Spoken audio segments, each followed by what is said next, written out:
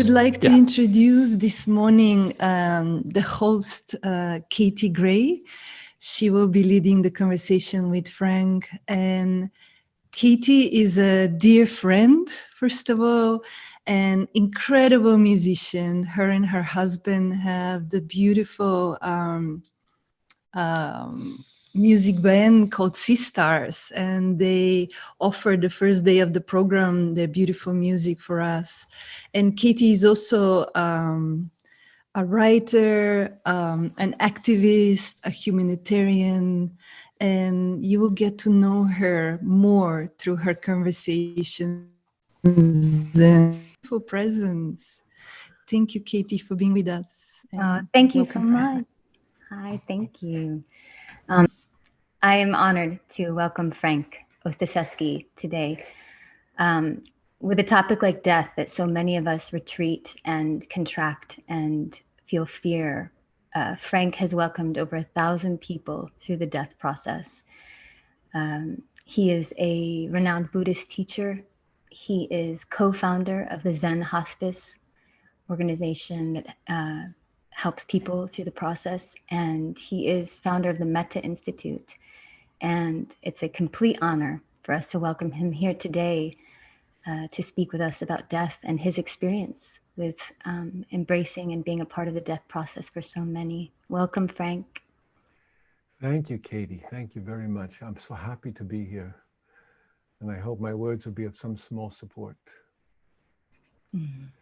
You know, I want to start with a suggestion. Don't wait. I mean, waiting is full of expectation, waiting for the next moment to arrive. We miss this one. Dying folks taught me that. Once I was washing the back of one of our patients, a guy by the name of Joe, and I remember him glancing over his shoulder at me, and he said, "I never thought it would be like this." And I said, "What?" And he said, "Dying." And I said, "What did you think it would be like?" And he said, "Well, I guess I never thought about it." And you see, in that moment, that realization was a greater cause of suffering for him than his terminal lung cancer. He'd been caught by surprise by death. Yeah. I mean, Deepak was speaking about this yesterday, wasn't he? About how COVID has taken us all by surprise, reminded us all of our fragility and our mortality. I mean, death is the elephant in the room, right? The truth we all know, but we agree not to talk about. We try to keep it at arm's length. We project our worst fears onto it. We joke about it. We attempt to manage it with euphemisms, or we try to avoid the conversation completely. Well, we can run, but we cannot hide. You know, there's an old Babylonian myth that maybe you know. It's the story of a merchant in Baghdad, you know, who sends his servant to the market to get supplies. And while the servant is in the market, he bumps into a woman. He turns and he recognizes her as death. He becomes frightened, you know, and he leaves the market, runs home, comes back to the merchant's house, pale and frightened with no supplies. And the merchant says, "What happened?" He said, "Well, I was at the market and I encountered death, and she made a threatening gesture at me. So please help me, lend me your horse, and I'll ride away from this city and avoid my fate. I will go to Samara, and there death will not find me." So the merchant lends the servant the horse, and the man rides off in a wild fury. And then the merchant himself, he goes to the market, and there he encounters death as well. And he turns to death, and he's a little angry with death. And he says, "Why did you frighten my servant like that? Why did you make that threatening gesture?" And death said, "Oh, that wasn't a threatening gesture. That was a look of surprise. You see, I was astonished to see him here in Baghdad because I knew tonight I had an appointment with him in Samara." I mean, to imagine that at the time of our dying, we will have the physical strength, the emotional stability, the mental clarity to do the work of a lifetime is a ridiculous gamble. The time for the conversation is now. As Katie mentioned, I've dedicated most of my life to serving people who are dying. Many of them lived on the streets of San Francisco and or in single room occupancy hotels. And I changed a lot of diapers on park benches behind City Hall. Now, some of those people, they came to their death full of disappointment. And others blossomed and they stepped through that door full of wonder. What made the difference was the willingness to gradually live into the deeper dimensions of what it means to be human.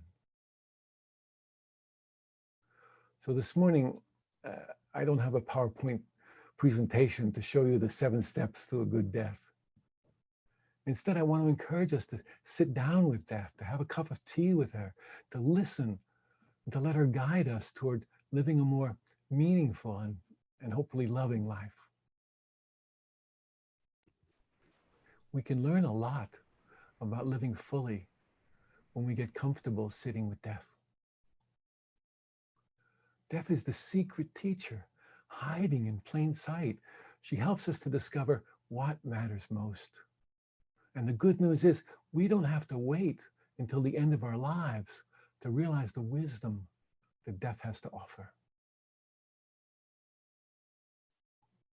Now, some of the people I worked with, they lived in terrible conditions, in rat-infested hotels.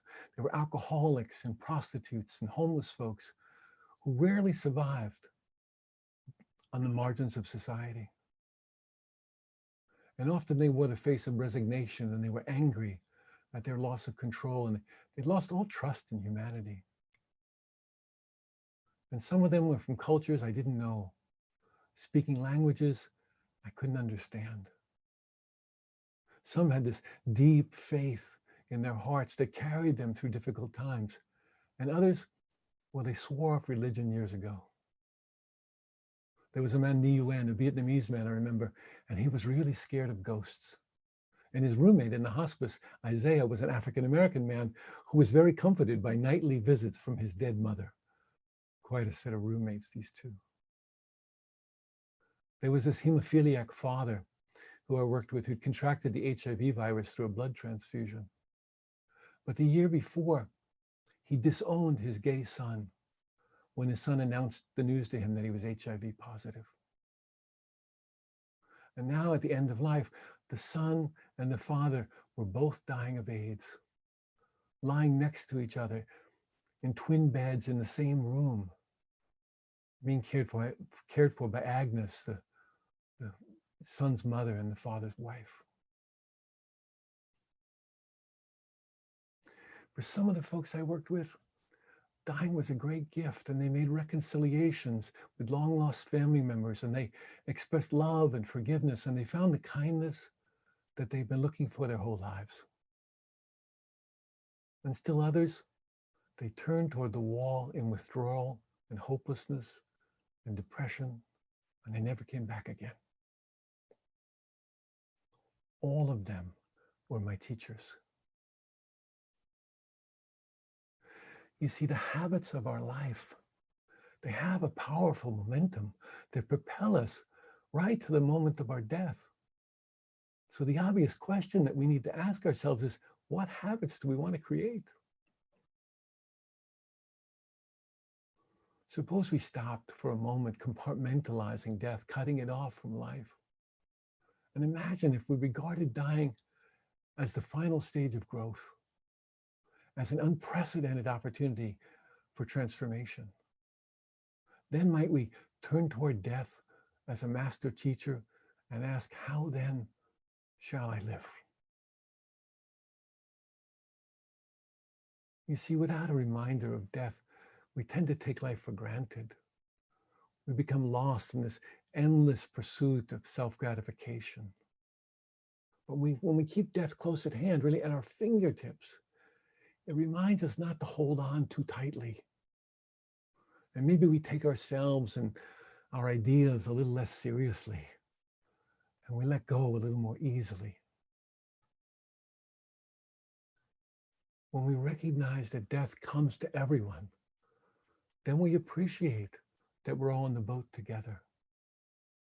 And I think this inclines us toward being kinder and gentler with each other.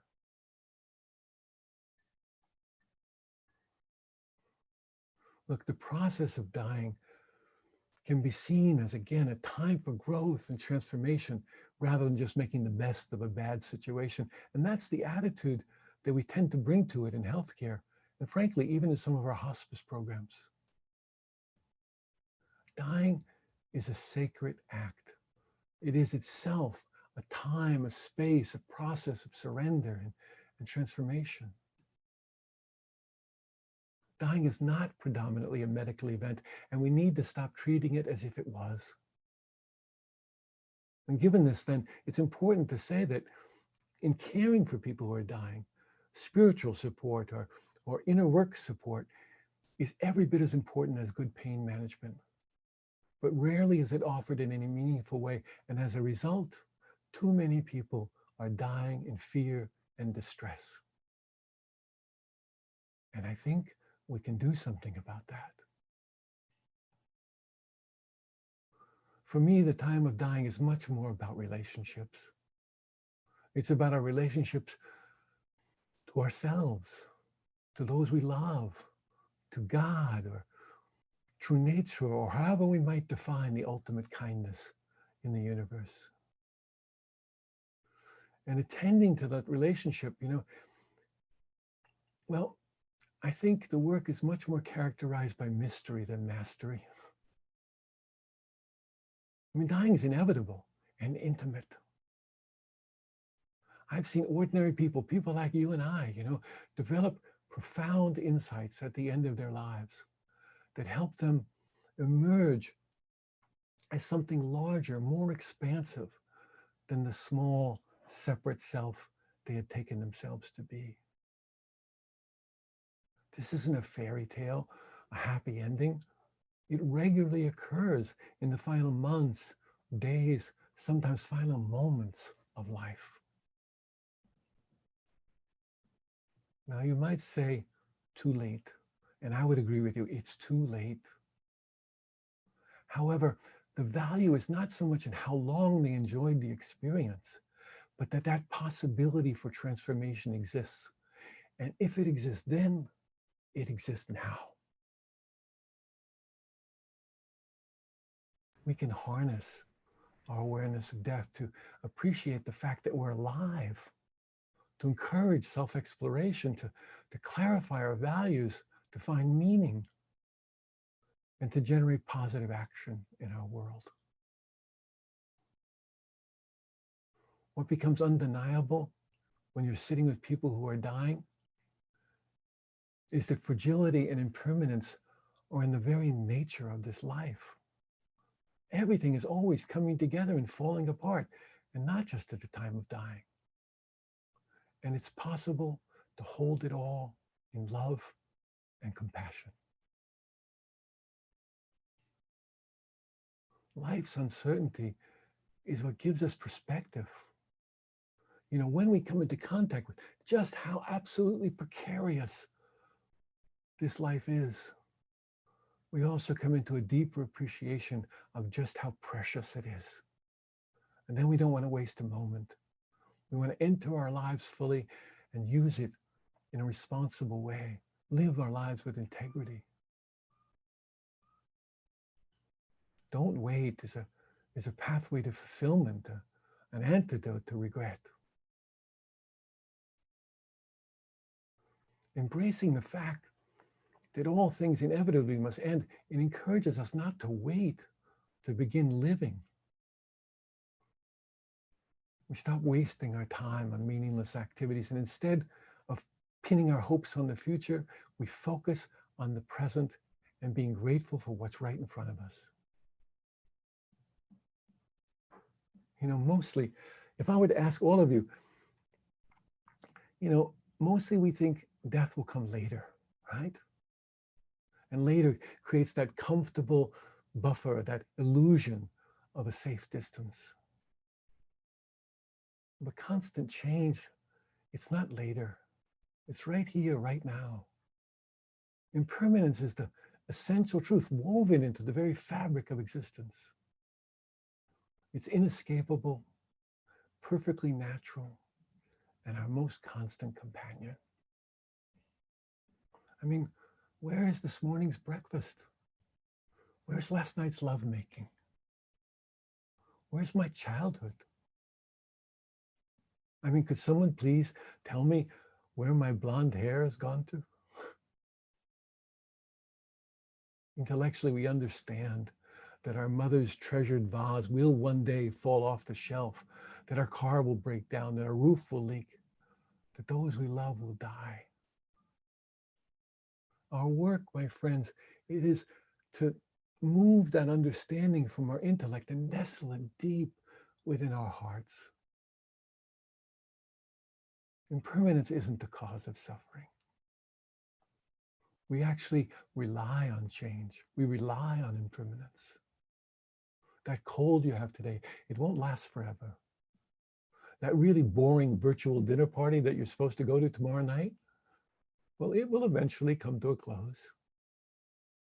Evil dictatorships crumble. Presidential terms end. Even ancient trees burn down in the forest so that new ones can be born. Without impermanence, our life simply could not be. Without impermanence, your son can't take his first steps. Your daughter couldn't grow up to be a scientist. Impermanence is humbling. It's absolutely certain, and yet the way it will manifest is completely unpredictable. It's funny to me, we all agree that life is in constant flux. We all recognize that seasons come and go, the trends peak, But we prefer to cling to the illusion that we ourselves are a solid thing moving through a changing world. Everything is changing, we say, except me. But we're mistaken. We're not the accountant, we're not the barista, we're not the software engineer. We're not even the person listening to this talk, at least not exactly as we imagined. We're not separate and apart. We're in flux. And like everything else, we're at once here and disappearing. Last spring I was in Japan during, the cherry blossom season, and all the hillsides are covered with these beautiful, delicate flowers. And I often teach in northern Idaho on the border of Canada. And outside the cabin where I teach, there are these little tiny blue flax flowers that last for a single day. Tell me, why are those cherry blossoms, why are those blue flax flowers so much more magnificent than plastic ones? I mean, plastic ones last forever, right? Isn't it the fragility, the brevity, the uncertainty of their lives that captivates us, that invites us into their beauty and wonder and into gratitude? Death is not a stranger. It's always announcing itself. This moment that you're living right now, it won't come again. And we don't know how many more moments you have. And no matter how much you accomplish and how much you do, there will be a time when you'll do it for the last time. We have this opportunity to fall in love with existence. So why not relax and step fully into our life now? Relax even in the midst of difficulty. Several years ago, I was teaching a program for doctors and nurses on compassion, and in the middle of it, I had a heart attack. And it resulted in a triple bypass surgery, and it was a big deal, big major surgery. They split you open down the middle of your body and peel you back like a crab. And recovery took a long time, many months, one of the things I saw was that the view from the other side of the sheets. You know, I've sat with lots of people who are dying and ill, but when I was the patient, you know, the view is really different. Death makes life real. When I was recovering, a well-known Tibetan Lama, who I won't name at the moment, he called me up to wish me well, and I knew that he'd had heart problems too. And so I asked him how he dealt with it, you know, the drama, the confusion, the precariousness, the beauty. And I sort of expected maybe he would give me some practice to help me through this really difficult journey. But instead, there was a kind of pause on the other end of the phone. And then I heard him say, well, I thought to myself, it's good to have a heart. And if you have a heart, well, you should expect it will have problems. And then he giggled in his very Tibetan way, and he reminded me to get plenty of rest, and he hung up the phone. That was it. No esoteric practice, no great wisdom. But after I realized he's right, you know, it's true. If we have a human life, we should expect that we'll have problems. All beings feel pain. Who told us it should be otherwise? This is our shared human condition.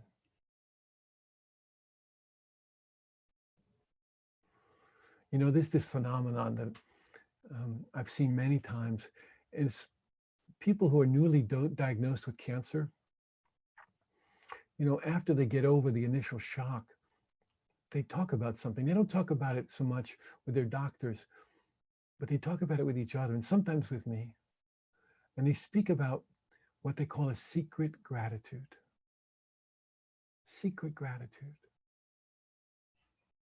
They say that, you know, things like, I can say no now.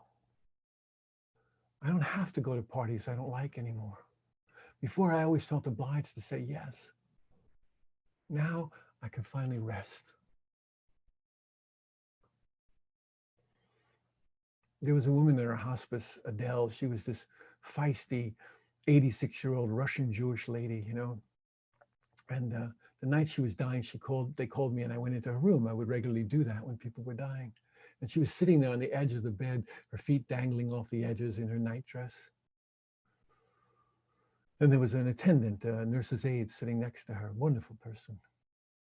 And my way is to come into the room and sit in the corner because I don't jump in to help until I see if something's really needed. And this well-meaning attendant sat there next to her and said, you know, you don't have to be frightened. We're right here with you. And Adele, who was this really tough cookie, she said, honey, if this was happening to you, you'd be frightened. So I stayed in the corner and watched. And then a little while later, this very well-meaning attendant said to her, you look a little cold. Would you like a blanket or a shawl around your shoulders? And Adele shot back, of course I'm cold. I'm almost dead. And I thought, wow, I hope I have half the tenacity of this woman when I'm dying. But sitting there, watching her, listening to her, I saw something. And maybe you can even see it or hear it in the story, you know. There she was, sitting on the bed, breathing with great difficulty. Every in-breath a struggle, every out-breath a struggle. There's a labor to dying, just like there's a labor to getting born. So I saw there was struggle. And then I saw that she didn't want any nonsense. She didn't want to talk about bardos or tunnels of light. She just wanted real, authentic relationship. So I pulled my chair up really close to her and I looked her straight in the eye. And we knew each other for some months, so I could be honest with her. And I said, Adele, would you like to struggle a little less? And she said, yes. And I said, okay, I noticed just there at the end of the exhale, there was this little gap before the next inhale, this little pause. I wonder if you could put your attention there just for a moment. I'll do it with you. Now remember, this is an 86-year-old Russian Jewish woman. She doesn't care beans about meditation or Buddhism or any of these things. But she's highly motivated in this moment to be free of suffering. And that's what gets most of us on the meditation cushion. So she said, okay. And I said, all right, I'll do it with you. And I didn't guide her. I didn't need to guide her. I just breathed with her. As she would breathe in, I would breathe in. As she would breathe out, I would breathe out. And then I saw her very gradually, naturally, bring her attention to that gap, that pause at the end of the exhale before the next inhale. It's an extraordinary moment. Do we micromanage it? Or do we let it show us what's true? Well, for her, I watched this fear just drain away from her face. And then she turned to me and she said, Frank, I'm going to rest now. And she laid back down on her pillow. And a little while later, she died very peacefully. I think she found a place of rest in the middle of things. Do you see? We're always trying to manage the circumstances to find our rest. But none of the conditions had changed. She was still dying. She was still breathing with great difficulty, despite all our appropriate interventions. But she found a way of resting right in the middle of it. And that's the secret gratitude that people so often are talking about.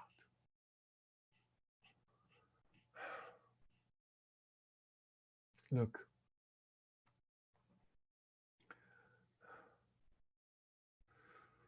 when we embrace the truth of impermanence, a certain grace enters our lives. And we can treasure our experiences. We can feel deeply, all without clinging. We're free to savor this life, to touch the texture of each passing moment, whether it's one of sadness or joy. We become appreciative and resilient. You know, after my own heart attacks, I studied the writings of people who had heart trouble. And one of them was Abe Maslow, you know, famous psychologist. And he wrote something beautiful. He said, death and its ever-present possibility has made love, passionate love, more possible for me. You know the two most important questions that people engage in before they die? It isn't about what will happen after I die or their great regrets. Not in my experience. The two questions on most people's hearts and minds are, am I loved? Am I loved? And did I love well?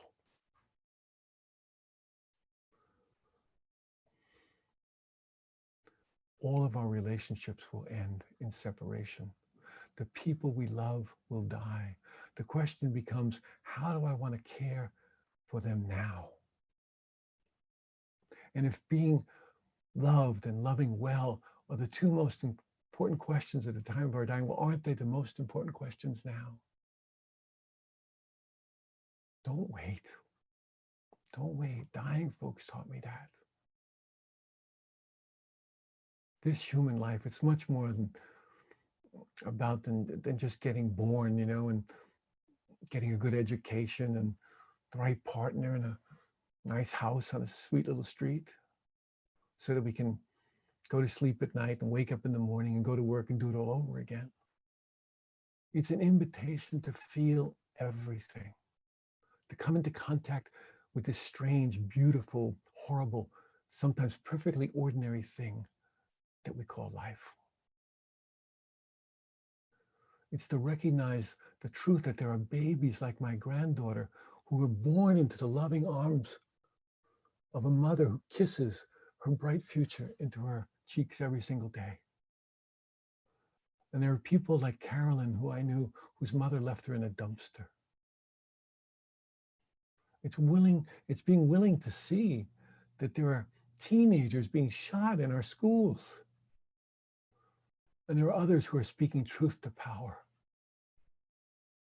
It's to recognize that there are young children making tents out of couch pillows and bed sheets tonight, and there are babies crying in Syrian refugee camps. There is devastation and there is hopelessness. And there is passion and a holy commitment to create a better future for everyone. There is endless suffering in this life, and there is endless compassion to meet it. There's me speaking and you listening, and the separation between us. And then there's the unity we feel almost immediately when we're reminded that there's love. Don't wait. Don't wait. Dying folks taught me that. Thank you. Frank, thank you so much. This is it. It's just absolutely beautiful. I feel like all of us, the 200 of us sitting in circle with you right now, are just being graced by your heart and by your wisdom. And it's an honor to share this space with you right now. There's so many questions, and yet I'm speechless. I just want to stand in the light of your glow. It's okay if we let a bit of pause happen. Yeah, let's take a pause, and then there's a beautiful question I have for you. But let's just take a moment to just feel this with you. To feel into this body, to sense this body, to feel this heart, to observe this mind. Not just the emotional heart, but the essential heart.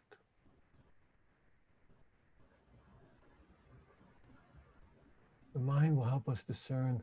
The heart will show us what's true.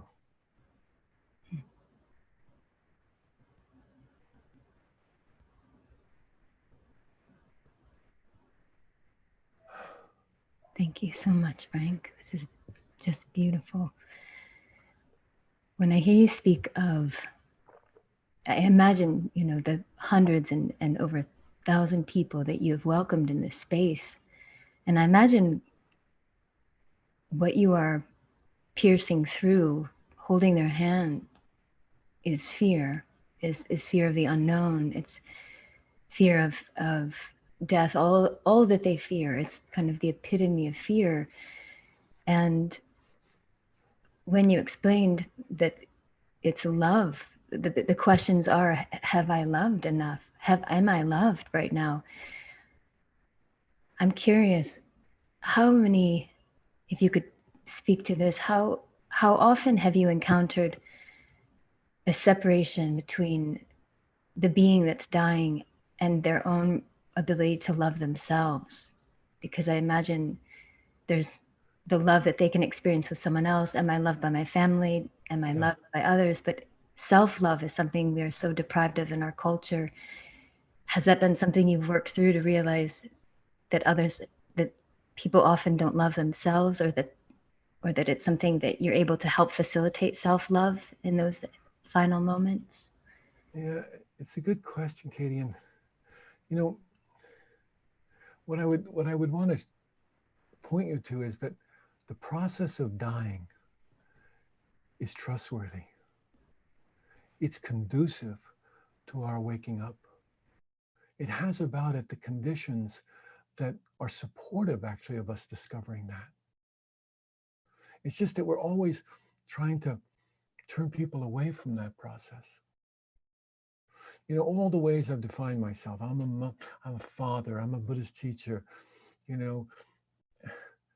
All the roles we've carried in our life, they're all stripped away by illness, or they're gracefully given up, but they all go.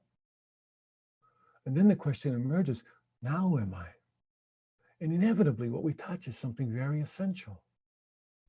Katie, can I ask you a question? Yeah. When you're afraid, what happens? What do you know about being afraid?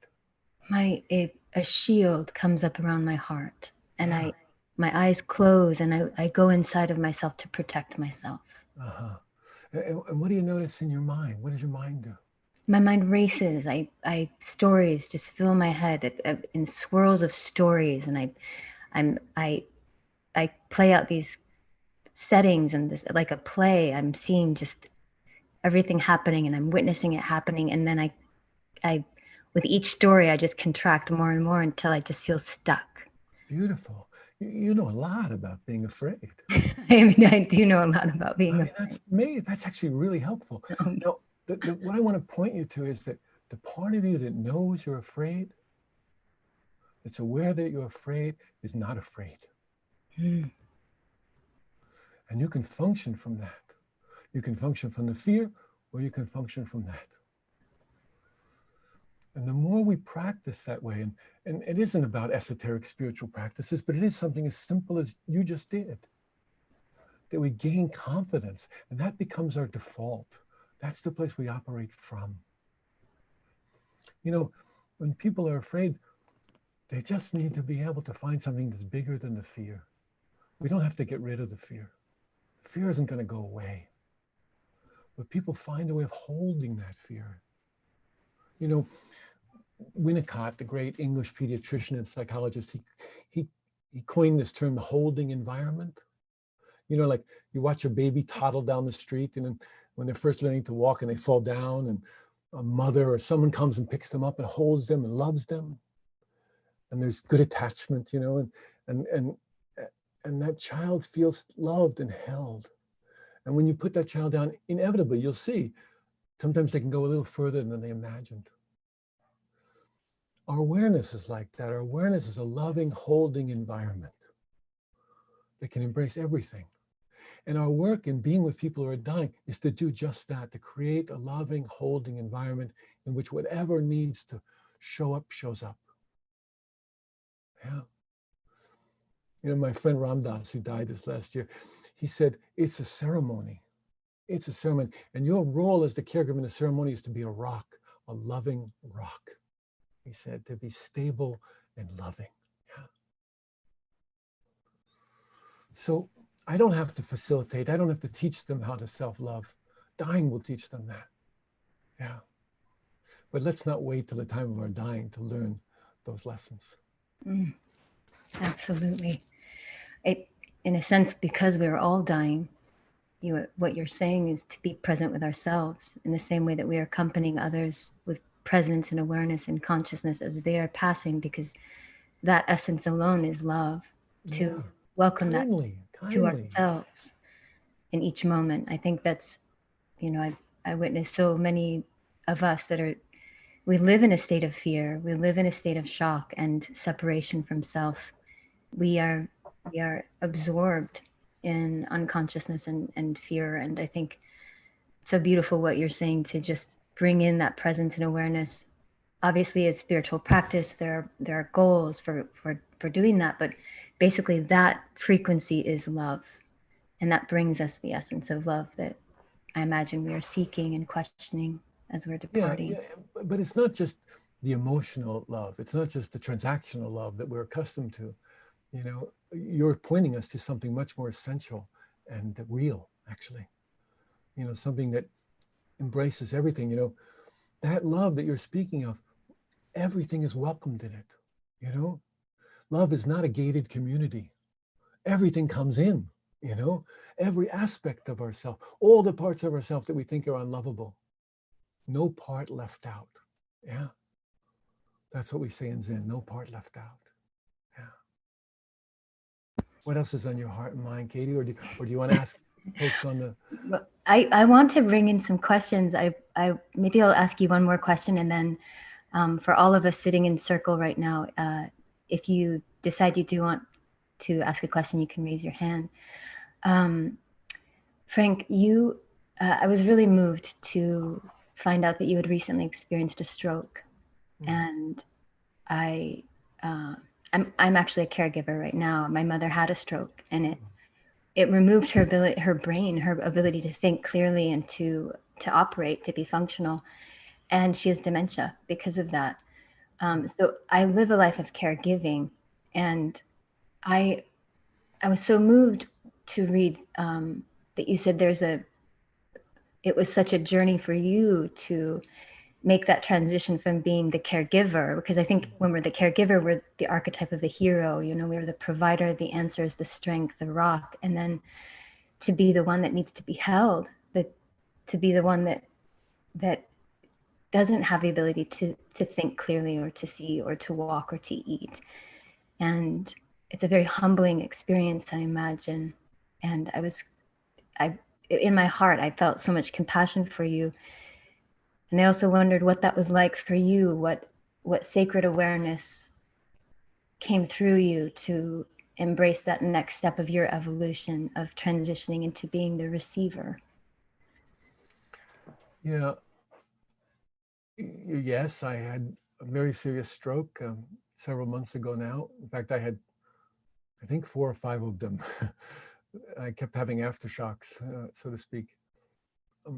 When the first one happened, I didn't know what was happening. And I just started to watch my capacities. Awareness was watching my brain go offline. You know, suddenly I couldn't tell the difference between night and day, and I couldn't find my way to the bathroom.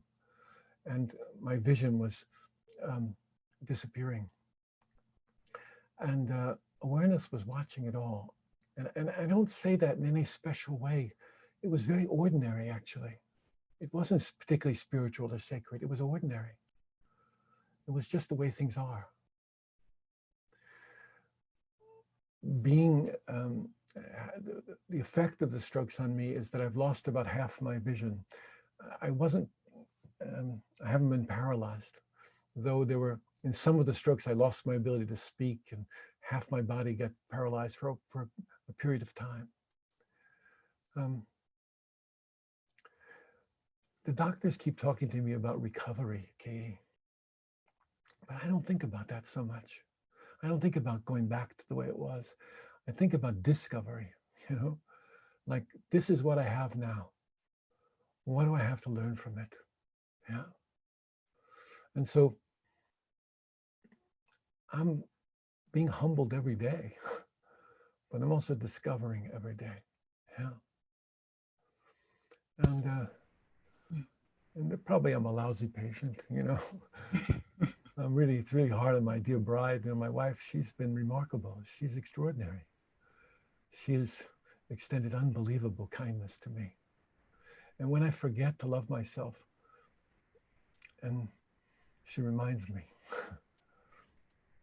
So I think that the key here is to let vulnerability be the guide. You know, we're afraid of vulnerability in our culture. We don't even know what it is. We develop our defenses against it, and we think the defenses are vulnerability. But vulnerability is just openness. It's absolute openness, undefended openness. Yeah. And so that's been my guide, undefended openness. You know, that's. I imagine there's a lot of trust there. Sometimes. Yeah. Yeah. Sometimes I lose it completely. You know, it's like, I'm going to reference my friend Ramdas again. He said, you know, all the years, all the spiritual practice, all the psychology, all of the stuff I've done, I haven't gotten rid of one single neuroses. Yeah, right. And I'm like that too, you know. I haven't gotten one single neurosis. So all of them keep coming up, you know. But my relationship to them has shifted. And coming close to death has that effect on us. It shows us what really matters, and it's not my neuroses, you know. So I have a different relationship to them now. Yeah, that's all. They don't really go away. You know, my personality is remarkable. Well, yeah, but it's not all that I am. Yes. So I don't fool myself with that. Oh, beautiful. Frank, are you comfortable if we allow some folks to join the conversation? Oh, I'd love to have some conversation with people. Okay. Oh, beautiful. I'm going to welcome some of you that have your hands raised. We'll just as a little reminder, we'll embrace brevity so that everyone gets a chance to speak as best we can allow everyone. Greg Payel, you were the first to raise your hand, it looks like. Do you want to speak? Thank you. Can you hear me? Yes. Yeah. I'm using my husband's computer. Okay. I am new to end of life care. I'm a hospice volunteer, and can you talk a little bit about how to help people with terminal agitation? You know, they want to be, they don't want to be covered. You know, the first patient I had that, I just asked her if she was frightened, and she said no. Uh-huh. And I was happy about that, but she still seemed to be agitated. So tell me your name, since it's not Greg. Tell me It's your name. Evie, like in Chevy. Oh, Evie. Okay, Evie. Thank you. It's a good question. So for people who don't understand, terminal agitation, what she's describing is a kind of severe restlessness and anxiety that occurs to people very close to the time of dying. And often in hospices, it's managed by medication, which can be skillful. This is what to understand that we don't always understand, which is that, one of my great mentors was Kubler-Ross, right? She took me under her wing for years. And her final stage, that people talk about is acceptance. Mm-hmm. And acceptance is wonderful, but it's not the end. Acceptance is the beginning. Wow. Acceptance is still me choosing to accept. Okay. But in the dying process, after acceptance comes something far different, and it's chaos. As the sense of self is breaking down, is being stripped away, there's a kind of chaos. And that's part of what you're calling terminal agitation, we don't know what to do. If we had no experience with this, it's frightening for people. That's what's going on. Yeah. As people move through that chaos, there's a deeper, infinitely more deeper experience that occurs, and that's the experience of surrender. And surrender is different than acceptance. In acceptance, we make a choice. Mm-hmm. Surrender, I'm not sure that we even can choose it. I think it chooses us. I feel it like an undertow or a karmic thread pulling me forward, And it's when all struggle ceases, and we come to know that the thing we've been struggling against is actually who we are. Thich Nhat Hanh has that wonderful line where he says, "Enlightenment for a wave is once it knows it's the ocean." So be careful of helping. Too much helping may not be so useful. Don't underestimate the healing power of human presence. Okay. Trust the dying process more. Thank you. Don't leave people in unrelenting pain or unnecessary confusion. But also see the whole process. Okay? Thank you. Yeah. Beautiful. Thank you, Evie. Thank you for your question. Let's see. Meg Heather Ford. Do you want to go ahead and bring your question forward? Can you hear me okay? Yeah. Beautiful. I always get nervous when I'm going to speak because... me too, Heather. Okay, good. Yeah. I just want to... I've spent the last 10 years working as a birth doula, and the resonance with what you are saying and sharing is striking. And, this is not new. I know the birth-death continuum has been mentioned before, but something you said just really named something that I've been living and have it named. And I just wanted to reflect that back to you, which is the part of you that knows you're afraid isn't afraid. And that's just extraordinary, because I reflect as I continue to do this work, how often I question, why is it that I feel inclined to move towards the agony of others? Why do I want to be in that space? Because I'm compelled. I didn't make a conscientious decision to do this work. So it feels like you talked about that undertow of something else is happening. Mm-hmm. So now I'm just trying to, I learned so much by watching, but this idea of naming what's happening as part of the release of what's happening. Yeah. And just being the person in the room who is just there. Yeah. There's such a facility to that. Yeah, beautiful, beautiful, Heather. I used to specifically recruit midwives and birth doulas to be hospice volunteers because I thought the work was so similar. Absolutely. I mean, the thing about the being a midwife, for example, is that you can't do the birth for the woman. Absolutely. But you can remind her of her own resourcefulness, right? So that she can find her own unique way through this process. Absolutely. And that trust of the process, even though what you were just saying about acceptance as the beginning. Yeah, and when we say trust the process, it's not so easy. No. This is hard work. This is the toughest work we may ever do. So let's be real about it. I'm not romantic about dying. And I see and often share the experience of almost, is it supposed to be this hard? I see so many of my clients who have done so much work to prepare, and then they're faced with the raw truth of the agony of what they're being asked to endure. And they feel like they've been betrayed. Yeah, so this happens sometimes. It happens in the dying process. We have a lot of beliefs, and beliefs are strongly held ideas.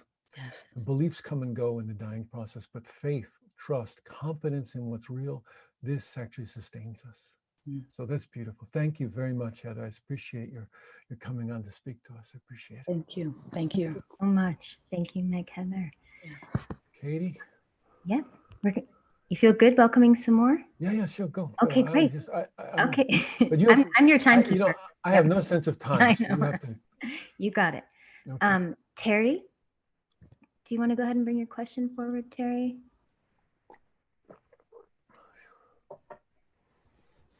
Hi. Sorry, I couldn't get myself unmuted. And hi, Frank. That was just really beautiful listening to you. And I wanted to ask you about your perspective on veganism and animal violence and us as humans, our role as stewards of the earth. And I'm wondering what your perspective is on peace on this planet, as it relates to animal violence and other beings on this planet, because so much of what we talk about is human suffering, human beings. Got it. Yeah. So, if we do our homework, right? If we look closely at our lives, we begin to see that the greatest suffering that we experience is the suffering of separation, separating from our most essential nature from each other.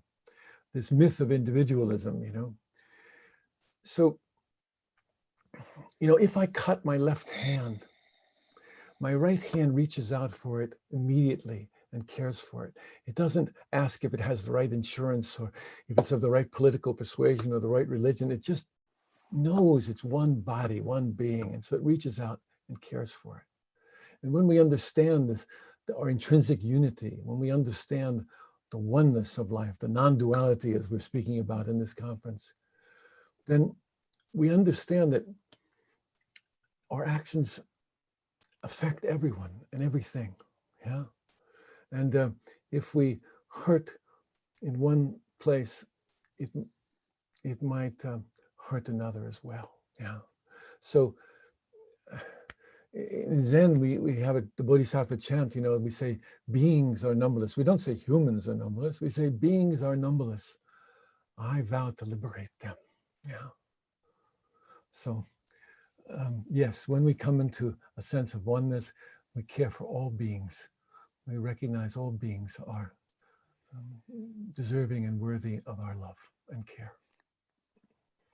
Thank you. I just noticed for myself, that my own level of sensitivity has increased so tremendously after becoming plant-based or vegan, and I just wondered what you just what the perspective is really. I think people can do this in many different ways, and I don't have a position about how people should do it, but I'm glad for you that you have greater sensitivity, that your sense of being connected to other beings is so prevalent in your life. It's really great. Good for you. Yeah. It's actually very painful. Thank you. Yeah, well, that's the deal, right? When you get more sensitive, you're going to feel the joy and the suffering of the world. Yeah. Okay. Thanks, Terry, that's powerful. Thank you so much, Terry. It's true. It's the sensitivity it's enhanced. So thank you. Thank you for bringing that into our awareness. We have a couple more hands raised. Lee, do you want to join in the conversation? Thank you, Katie. Yeah. Hi, Frank. Hi. I just want to say you are beautiful. I love you. Your message rings so true in the heart that I just can't get over it. But I wanted to ask you something Don't about. Get over it. Live into it. As far as the subject of death, I've considered this at length, and I've decided I want to be there to witness my own death. That's a joke. But seriously, when I have contemplated non-existence and I really try to sit with it, all I can find is existence. The idea of non-existence, it does not compute. I cannot even get there. I find when I contemplate non-existence, I fall back into presence or existence. And I'm wondering if you have any other skillful means to inquire about our death and the end. So the Buddha actually talked about these two kind of clingings that we have, the clinging for existence and the clinging for non-existence, actually. You know, I'm going to refer you back to that story I told about Adele, you know, that gap between the exhale rather, and the next inhale. What happens there?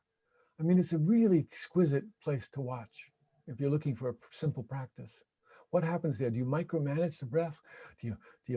Are you worried that the next one won't come? And so you sort of bring it forward yourself? You know, I mean, you've been breathing just fine, right? Until you start to watch the breath. Then all of a sudden you think it needs your help, right?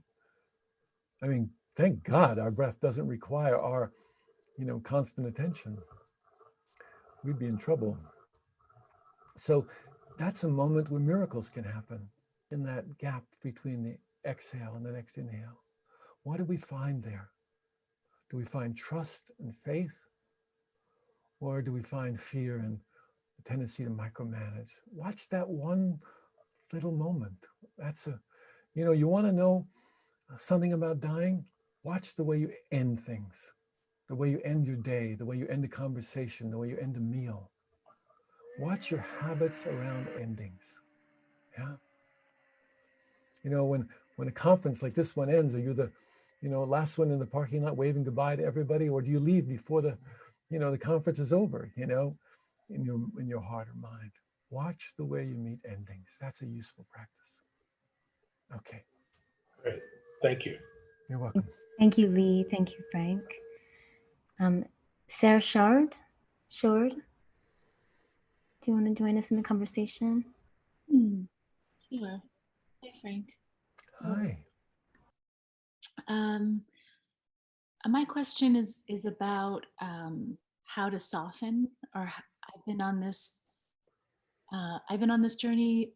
I mean, the last few years in particular, where I have I've experienced things that have hardened me, or have decided that I am, you know, a warrior and I'm fighting things, that I'm an activist, I fight injustice. I've experienced injustice, and loss that I've experienced has opened me, but I still kind of, I get very frustrated about how hard it is for me to, I have such a deep desire to soften. And I don't know, I think that's my whole question. How to soften? Yeah, you know, I look in myself, what am I, because I ask myself, for example, right now, my girlfriend, we're starting to harden. We were so soft, and now should I move away from that, the things that harden me, or start to harden, or move into it? And the same with my work. It's hard for me to soften into my work because it's prison. Okay. So,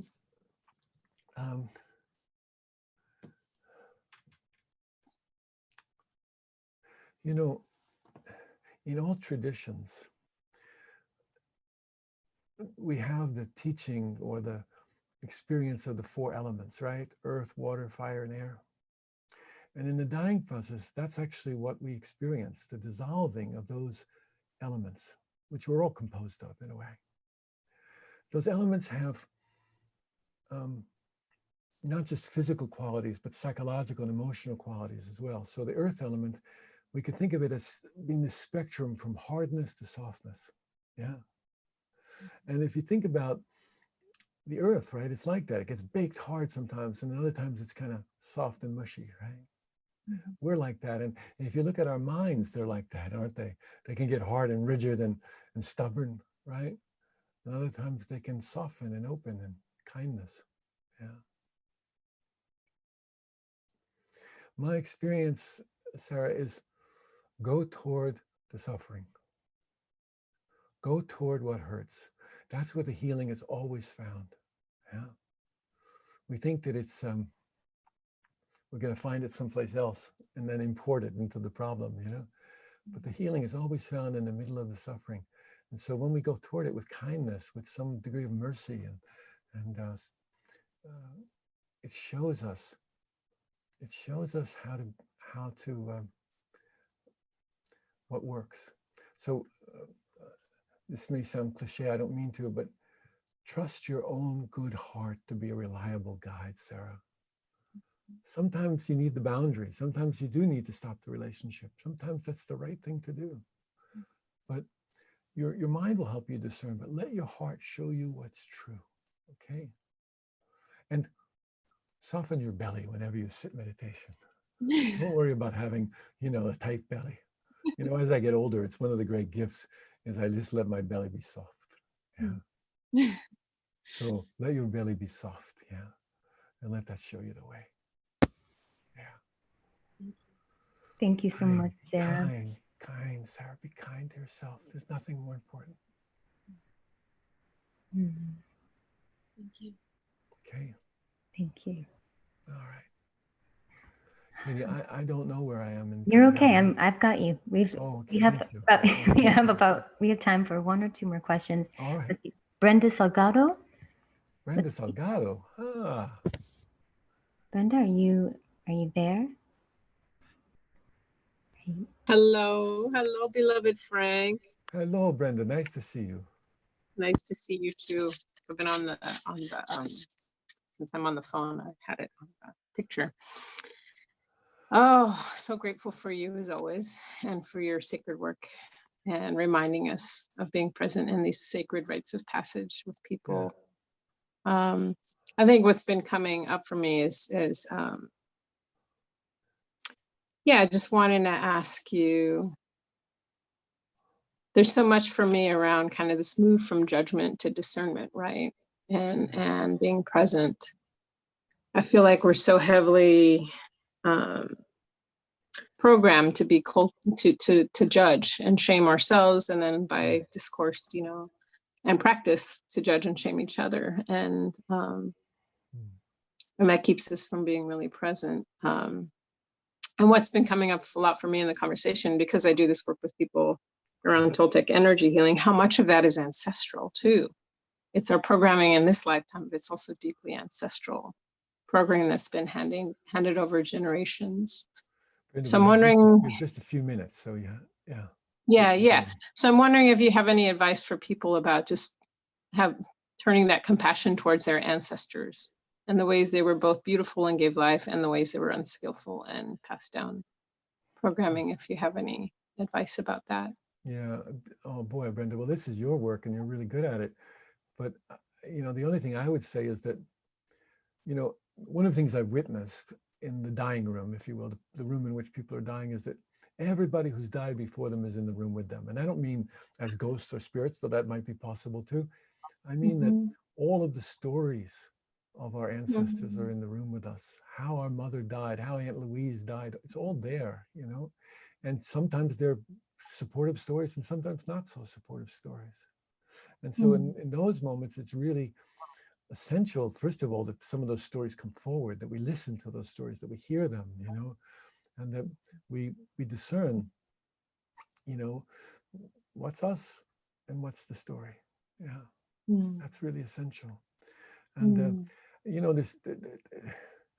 there's one practice that I think is too much to go into now, but is essential. And I would say in about 99% of the cases of people that have died, inevitably forgiveness arises as a central practice, not as some kind of forgetfulness, but as a fierce, compassionate practice to touch what is ugly in us or in our history with mercy and kindness.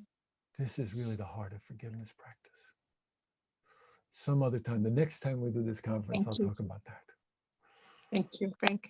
Thank you, Brenda. Thank you. We have a few more minutes. Victoria Martino, would you like to join the conversation? And yes, thank you, Katie. yeah. Frank, this has been a really profound and beautiful experience. It's just, I wish I could write down every single word you said, so eloquent and beautiful. What I wanted to hearken back to was, because it's something that I think is so profound and something I've experienced lately, but I don't understand yet, is the ordinary. I can't remember exactly what you said, but I've had strange experiences lately where in the midst of, I'm in a lot of suffering and turmoil right now in my personal life. And yet strangely, I'll have moments of total peace and joy and almost a kind of exhilaration. And there's nothing behind, I can't find any reason for it. It just sort of comes up. And then my first reaction, because it's such a shock, is guilt. Or confusion, like I shouldn't feel joy or peace or any of these things. I'm going through this horrible experience right now. So, and I've accompanied 4 of my close loved ones through the transition into death. I've been at their bedside and I've been alone with them. And I've seen a kind of interesting parallel there. So I was wondering if you could maybe just elaborate on that for a couple of minutes, just that sort of sense of in the ordinary, the extraordinary in the ordinary. All right, so very briefly, you know, we tend to separate the sacred and the profound, you know, that's our way, and we compartmentalize these things, but the sacred's found in the ordinary. The sacred's not something separate or different from the ordinary, but rather hidden in the ordinary. And the process of dying oftentimes is a kind of uncovering process. It's a process by which, you know, the sacred is exposed, we could say. Like, I'll share a brief story and then we'll stop. At the Zen Hospice years ago, we had a collaboration with Laguna Honda Hospital, a big long-term care facility. And it was an old style hospital in which there were open wards of 30 to 40 people to a ward. And sometimes I would walk down the center of this ward, like this gauntlet of beds of all people dying, you know. And one day I was walking down this row of beds, and there was an older African-American man, big guy, who was actively dying. And I just stopped and I went over and I sat down next to his bed, and he was sweating and he was huffing and puffing. And I said, "Oh, it looks like you're working really hard." And he said, "Yeah, just got to get there." And he pointed up. And I said, "Oh," I said, if I promise to keep up, can I come? And he said, "Yeah." And he grabbed my hand. And I said, "You know, I didn't bring my glasses. I can't see there into the distance. Can you see?" And he said, "Yeah." And he described a sloping hillside to a kind of plateau. And I said, "You want to go?" And he said, "Yeah." And we started to walk up this hillside together to this plateau. And when it was clear that we'd reached the plateau, I said, "Can you see there further into the distance? I can't see." And he described for me a little one-room red schoolhouse with 3 steps and a door. This is a man that was born in Mississippi. He probably went to such a schoolhouse when he was a kid. I said, "You want to go?" He said, "Yeah." I said, "Okay." I said, "There's the steps, there's the door. You want to go in?" "Yeah, yeah." I said, "Can I go?" I always ask permission. He said, "No." Oh. I said, "Okay, you go." And a little while later, he died very peacefully. Wow. The sacred is hidden in the ordinary. It isn't always about seeing the Great Mother or the Buddha. Sometimes it's a little red schoolhouse, you know. And our work is to recognize that, to help us see that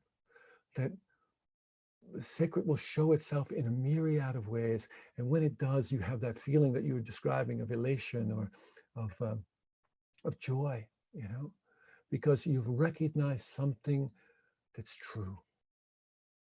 You've recognized something about your own deep nature that has revealed itself to you. And when that happens, mark that time. It's really important, not that you hang on to it, but that you recognize it, so that you have it as a kind of reference point for at other times when you feel completely confused and lost. Yeah. So recognize it, mark it, trust it. Okay. Thank you, Victoria. That was a wonderful question.